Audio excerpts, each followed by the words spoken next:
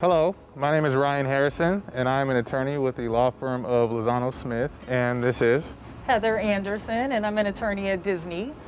Heather and I are representatives of the California State Bar's Council on Access and Fairness, and it is our job to ensure that the state's attorneys population reflects the state's actual population. And today we're here to interview Mr.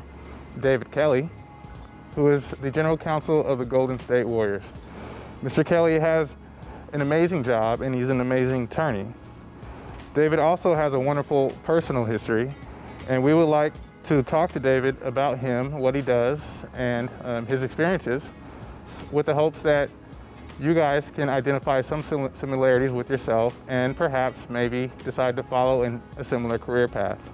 And before we start with the questionings, David, do you have anything to say today? I'm just glad to be here. I'm looking forward to the conversation. All right, thank you, David. All right, so we're going to start with the personal questions first, so you guys can get to know David. So, David, what was your life like growing up? Well, I was born in Chicago, grew up in the south suburbs of Chicago. I was the youngest of 4 children. I have 3 older sisters. We were all pretty athletic in our family. My father is a attorney and CPA. Okay. So at that point in time, I thought about maybe a law as a career path. My mother worked from home. And so just a great childhood. Again, born in Chicago, and we moved out to the south suburbs when I was 7 years old. Very different living in the south suburbs versus south side of Chicago, but happy childhood all the way through. That's good to hear. So you had an athletic family. Did you play any sports growing up? I did. I played basketball, I played baseball, played tennis, played some football as well. All right. Yeah. And my father got me started in golf when I was like 11 years old. Nice. What position in basketball? Point guard. Point guard. And football? I was 5'3" up until junior year of high school. So yeah, point guard was the only position available for me. Nice. And for football? Safety. Safety. All right. And did you always want to be a lawyer growing up, or was this a goal that you acquired later on in life? I actually did not want to be a lawyer growing up. I thought about it as a potential career path, but I was a pretty rebellious and stubborn child. And so the fact that my father was an attorney was one of the reasons I did not want to be an attorney. I wanted to chart my own course. So I think I shied away from going to law school for quite some time. I really wanted to be a writer, and I wanted to be a basketball player. I mean, those are the 2 things that I really wanted to be when I was growing up. That's good to hear. And as far as the influence that your parents had on you, as a teenager or young adult, did you have a strong desire to please your parents, or did you have quite the opposite? You wanted to rebel and do things exactly diametrically opposed to what your parents wanted you to do? Pretty much diametrically opposed. I never went too far off the straight and narrow, but if my parents were going left, I was at least looking to see what was on the right side. And so yeah, I was a pretty rebellious kid for a while. All right. And as far as your situation growing up as a young adult, did you ever feel envious of other people in the life that they had? And if so, how did you respond to those thoughts? Yeah, I never really, I can't say that I was a very envious kid. I was grateful and very happy with the life that I had. I felt like I didn't really, I had enough. I had what I needed. And I didn't really feel like I envied other people. I thought I had a great life. Loved my sisters even when we fought. Loved my parents even when we battled. But just pretty happy. That's wonderful. And a lot of students growing up, youth, they kind of feel fear of being different, or maybe quite the opposite of being the same. And so I'd like to ask you, in your youth, did you feel like you had to be different or the same as everyone else? I felt like I was different. I knew that I was different. So when we moved from the south suburbs of Chicago from the south side of Chicago to the south suburbs, we were one of the first black families to move into the area that we moved into. And so for my entire childhood, I knew I was different. It wasn't even a question of fitting in. I was different. And so a lot of my life was just navigating a course through situations in which I was the only one or one of very few black people inside the environment that I was in. And it was maintaining who I was while at the same time navigating and finding, keeping my identity while traversing inside of the areas that I was in. And so I never really had, and that was itself a struggle, but I never had a problem with being different. I never felt like I had to be like somebody else. All right. I could fit in, but still be myself at the same time. That's what I ultimately got to. Did you ever experience situations where being visibly different was beneficial for you? Sure. I think that sometimes when people have low expectations of you, sometimes that works in your favor. And so you can do the simplest tasks, and sometimes people say, oh, it's amazing that he was able to do this. It's like, of course I'm able to do this. We're all able to do this. But okay. And so some advice that I got from my mother was, don't let someone else's problem be your problem. So if someone else has a problem, someone else has an expectation, do not allow their expectation to pull you down, and don't worry about their issue. They can solve their own issue. You walk the path that you're supposed to walk. So I'm sure sometimes it works in your favor. 99% of the time, of course, it works against you. I hear you. Thank you for that advice. And my next question for you is about the fear of failure. Tell us about a time when you really wanted to achieve something, but you were afraid of not being able to accomplish your goal. And why were you afraid, and what did you do about it? Yeah, so before going to law school, I used to perform. I was a hip hop artist. And so a lot of times when I would perform, not a lot of times, every time that I would perform, I would be extremely nervous. And it just, to this day, if I perform, I know I get butterflies, I can't eat. And so the first few times, I would truly question whether or not I was going to be good enough, whether was I going to bomb on stage, I was going to forget my lines, what have you. And then just through repetition, I realized I had a few little keys that I would do. I would remember I know the first song we were going to perform, and I remember the first, 10 words of that song. And once I got past that initial sort of fear or doubt, I was able to just roll. And so I just take that as a metaphor for a lot of things in life. You're going to be afraid, you're going to be nervous. It's just part of it. If you're doing something that's really important to you, you are most likely going to be nervous in doing it. But if you prepare and give yourself something to get you started and get you over that initial sort of fear that you have, then you're able to roll on. All right. And my next question is the final question I have, and then I'm going to transition over to Heather, who's going to ask questions about your job and what you do today. It's responding to the doubters and the haters. As a teenager or young adult, how did you deal with the haters? And I have another question for you, a follow-up question after that. Yeah. Sometimes you just have to realize, first thing, you have to identify what it is. And so that you're not trying to please somebody who does not want to be pleased. Like ultimately, they don't want to see you do well. They do not want to be pleased. And so if you're trying to please them, it's never going to work.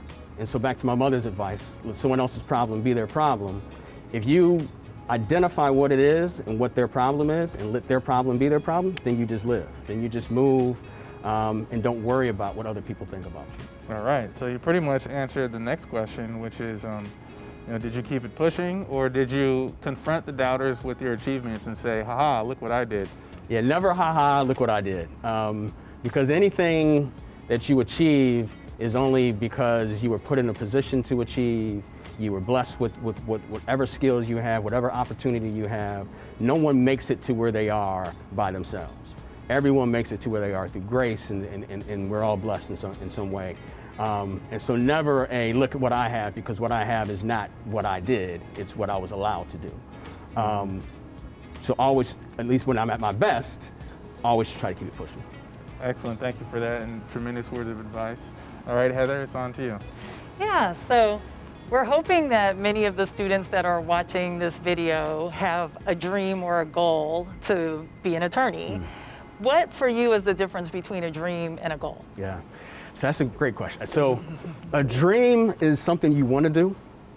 A goal, I would say, is something that you want to do and you have a plan, or at least the makings of a plan. It doesn't have to be a perfect plan, and it's never going to, your plan is never going to be, you're never going to walk your plan exactly the way you drew it out. It's always going to be left turn, right turns, 2 steps back when there's a step forward. But at least a goal, you have some sort of plan to it. For me, it helps I write my dreams down. Like, what do I want to accomplish in 5 years? What do I want to do? And that makes it more real.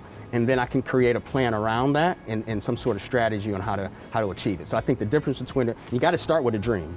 But the difference between a dream and a goal, I would say, is the planning and the strategy that you put into your dream. Okay. So some people who are interested in being an attorney, that might be their dream or their goal or both, but they might feel like, I don't know if I'm gonna fit in that space. I don't know if that's gonna work for me. People refer to that maybe as imposter syndrome, right? Have you ever felt like you didn't fit in any place in this process? I have. And the most important is something I learned from being a writer. One of the best pieces of advice I got as a writer that I try to apply to life is not to edit yourself as you're writing. You just get it all out on the page, and once it's on the page, then you edit from there. And so I think about that in terms of, don't shut the door to yourself before you've had an opportunity to try to walk through it. That's hard sometimes to live that. It's easier to say that. But I think that's when I'm at my best, that's what I'm doing. So yeah, I know in certain situations I may not fit in, but I don't allow that to be an excuse to not walk into that room, to not be in that room. And then ultimately what I found is our difference, the fact that we are different, is the value often that we bring to the room that we're in. And so make sure that I have to bring who I am to that room. I can't leave that on the outside, because that's why I should be in that room. That's why they need me in that room. That's why the people who I'm advocating for need me in that room. And so if I've forgotten who I am when I'm in that room, then I might as well not even be there. Right. So you bring a lot of things to that room. Like you said, you're a writer, you're an artist, you bring a lot of creative spaces to the room, but you're an attorney for the Warriors. Tell us what that process looks like. How does somebody become an attorney? How did you become an attorney? Yeah, so I was doing music, I was performing, and I knew I wanted to have a more stable career, right? And so this was about 20 years ago. And I was thinking, I finished undergrad, so first you gotta finish undergrad, which took me a minute to do, but I finished undergrad, and then I was debating on what I wanted to do next. And I knew I wanted a stable career, and I was debating between, do I go and pursue an MBA? I was thinking about an MA in writing, and I was thinking about going to law school. And ultimately my goal was to be a writer and to be a journalist, and I felt that, all right, if I get a law degree, there's a lot of lawyers who write, there's lawyers who go into business, and there's lawyers who practice law. And so I didn't have to, it would open up the most options. Of the three choices I was thinking about, MBA, law school, MA in writing, it was the one that I felt opened up the most doors for me. And I could decide, do I really want to practice law? If not, then I can go teach, I can go write, I can go into business, what have you. And so really that was my thinking on why to go to law school. And then how I went about doing it, I actually just grabbed some LSAT course prep books, practice exams, and started studying on my own just for the LSAT. And doing the course, the practice exams, I was scoring pretty well. And so I felt like, all right, I'm ready to take the course. And so yeah, it was nothing complex. It was just me, all right, I think this is what I want to do. Let me see if I'm good enough to do it. Take some practice exams. I'm scoring well, ready to take the test. How'd you decide about which law schools to choose to apply to? So I applied all over the place. Okay. I ended up going to the University of Illinois College of Law. Okay. I'm from Chicago, and so it was a state school. But ultimately, I went to the best law school that I got into. I did not get into the University of Chicago, although I applied. I did not get into Northwestern University, although I applied. I got into the University of Illinois.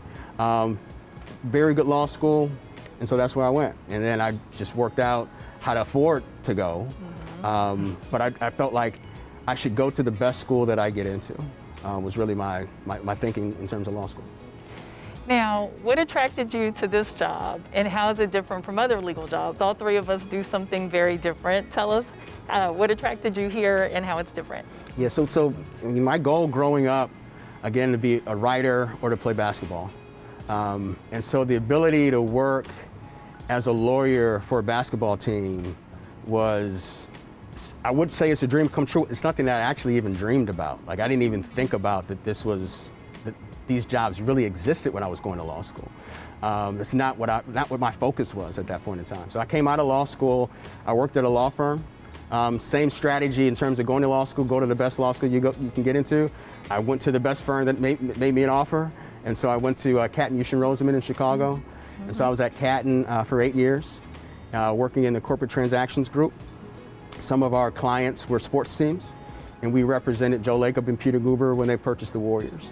And so I was outside counsel to the team for about a year. And at that point in time, I was thinking it would be phenomenal if I was able to go in-house and work at a team. And so when that opportunity presented itself, it was a no-brainer at that point. But going into the law firm, I was really just thinking, all right, I want to go to the best firm that's going to create the most opportunities for me and the most options. Like my mother's advice is let other people's problems be their problems. My father's advice is do whatever creates the most options. And that happiness is about having options. And so I went to Catton, tried to create options, and this was just one of the options that ended up materializing. So I think with everything you've shared with us, it's fair to say in high school, in college, in law school, you would have never thought necessarily you were going to be right here. Never, never. From Chicago, I was a Bulls fan growing up. If anywhere, that's where I would have wanted to be, right? So would have never thought about being out here. The first time I visited the Bay, my sister lived in Sausalito. Okay. And so I came and visited her, and I fell in love with the Bay at that point in time, and it would be another 15 years, or 10 or 15 years before I actually moved out to the Bay. Okay. Well, tell us what a typical day looks like. I think people have a thought in their mind of what it must be like to be the lawyer for the Warriors, but tell us what it's really like in a typical day. It's very interesting, and it's never the same. I'm sure your job is very similar in terms of there's any number of things that can be on your desk. So I'll start my day, and maybe there are 3 or 5 different things that I know I want to get to, and invariably, that is not the first thing that I get to. Something has come in over the night, or somebody has a question. And so it's trying to prioritize. A lot of my job is prioritizing between, 5 different things that are happening. What's the most important? What's the most pressing? What's the thing that I have to get an answer to someone to today? And so a lot of my job is giving advice, and just strategic advice. Sometimes it's not legal advice. Sometimes it's just strategy. Mm-hmm. Sometimes it's helping someone navigate an issue. Sometimes it's helping someone see an issue in a different way. And just bringing the process. I think as lawyers, we understand the process of how to see an issue and confront that issue. And a lot of my job, I'm sure our jobs, is bringing process to bear on a problem and helping someone to work through a problem in a process-oriented way. And so I think when I'm at my best, it's not the legal answer. It's not, what does the law say? It's what's the process? Even if I understand what the law says, what's the process by which we get to the result that we want to get to? And what would you say is like one of the most challenging things and one of the most rewarding things about your job? Yeah, I'd say probably the most challenging thing is the fact that I never know exactly what I'm going to be working on from point A to point B. And so it can be any number of things. When I was at my law firm, especially starting out, it was, all right, you're going to handle task A. Mm-hmm. And I understand what task A is. I've done it before. And so I hammer out task A. You can become an expert at that, and that can be satisfying and gratifying in its own way. As a general counsel, you are truly general counsel. You're providing counsel on a lot of different matters. And so sometimes that can be scary in the sense that, all right, I'm not an expert in A, B, or C, but I have to provide counsel on that. So at what point in time do I have to get outside counsel involved on an issue and get an expert involved on an issue so that I know that I'm giving the correct legal advice? And at what point in time am I figuring out the issue, making sure I understand the issue, and just charting a course from point A to point B? And so understanding those two is probably the most challenging part of the job, is figuring out when you need to call in for reinforcements and when you have the answer yourself. The most gratifying part, I'd say that's probably the most gratifying part of the job as well, is that it's a puzzle, and there's any number of ways to get from point A to point B, and just figuring out the best path for us as an organization, given our time and circumstances. Yep. So to your point, we all spend a huge portion of our day issue spotting and trying to figure that out. Yep. What's an issue that is on the horizon in your industry that you're keeping an eye on? Well, I mean, we're looking at right now as we see we're wearing these masks, and I don't know if when this video is watched, that people will still be wearing them.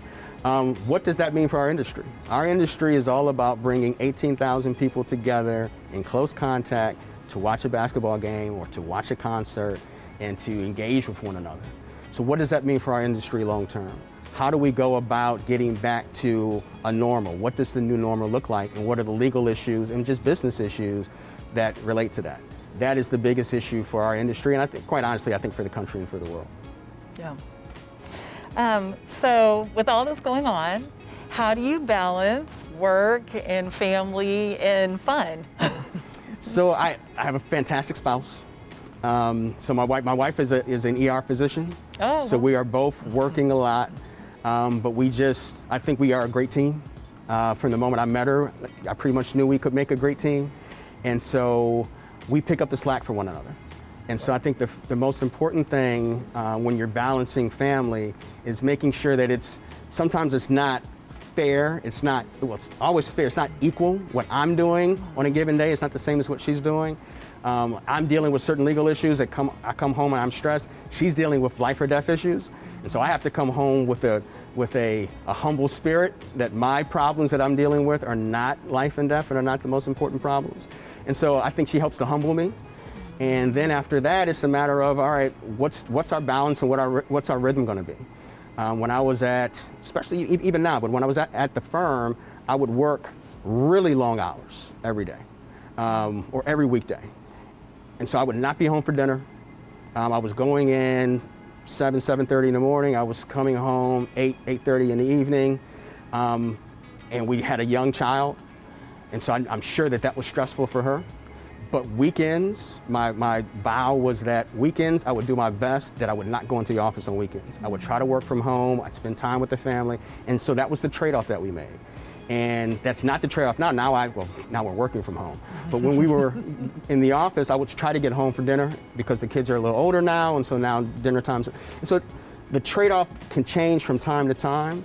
Circumstance to circumstance. There's That's challenges right. with working from home all the time That's too. right. That's right. And so now our kids are in school, and so, but they're in school but at home, and so it's a different sort of mix. And so it's a lot of the work-life balance changes from one period of your life to the next period of your life. And to me, it's just making sure that you're in tune with your partner in terms of what works for you, works for her, and vice versa. And I love what you said about her job offering you perspective and balance in That's that right. sense too. Like No, all that's of us, can get really inundated in what we do, That's but right. really keeping perspective is great. So shifting a little bit, Ryan, when he, in the introduction, said that we both sit on the Council of Access and Fairness for the California State Bar.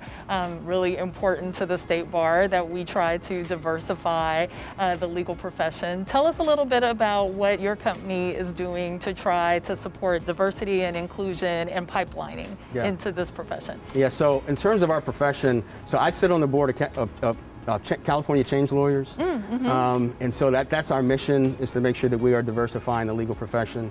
It's extremely important to me. I think about how I got to where I am. It's not just because I worked harder than everyone else. It's because there were certain people who were there who gave me opportunities and looked out for me and mentored me. And so what sort of mentorship can I give to people? What kind of advice can I give to people? What kind of scholarships can we invest in as the Golden State Warriors? When we have internship programs, making sure that we're bringing in diverse applicants and candidates into our legal internship program and our company-wide internship program. So those are some of the things that we're focused on. And then for me, it's trying to sit on the boards of organizations that I know that have that as one of their goals. I also sit on the board of the Bar Association of San Francisco as well, and that's one of our missions. That's excellent. Thank you for all that you're doing. Thank you. So my last question is, as we're talking again to this audience of aspiring young people, why should they want to become an attorney? Why do we need more diverse attorneys in California and in the profession? Tell them what the benefit is of all of that. There's so much that you can do with a law degree. I enjoy my job. At the same time, there are so many more important jobs in the legal profession than what it is that I do. And a legal profession requires and needs people who are on the front lines and people who, like me, who are not on the front lines but are supporting financially or otherwise people who are on the front lines. And so just bringing that perspective to bear on your job and on how our jobs can change society. I think about some of the most pivotal people in history. A lot of them were lawyers. A lot of them used their law degree inside of very direct ways in order to change the world. This profession has a tremendous impact on the way that laws are written and interpreted. And the way the laws are written and interpreted affect our lives in direct ways and a lot of times in very unseen and indirect ways.